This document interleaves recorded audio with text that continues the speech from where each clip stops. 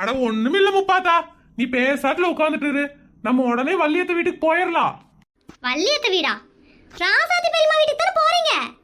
அடி, உனக்கு ராசாத்தி அத்தை, எனக்கு ராசாத்தி பெரியம்மா. அதான் ராசாத்தி அத்தைன்னு சொன்னேன்.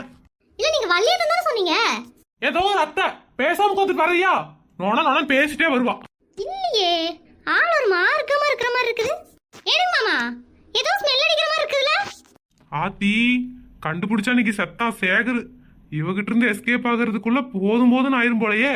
அது ஒண்ணும் இல்ல, வண்டியில கொஞ்சம் பெட்ரோல் லீக் ஆகுது. அதான் பெட்ரோல் ஸ்மெல் மாதிரி தெரியுது. இல்லையே, இது பெட்ரோல் ஸ்மெல் மாதிரி தெரியலையே. நீங்க பாருங்க பார்த்தா, இப்படியே பேசிட்டு வந்தீங்கன்னா ரோட்டை பார்த்து நான் வண்டியெல்லாம் ஓட்ட முடியாது. பேசாம உட்காந்துட்டு வரையா?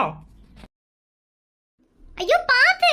ஐயோ பயப்படாத முப்பாத்தா, வண்டியில சக்கரை கொஞ்சம் லூசா இருக்குது, அதனால அப்படி போகுது.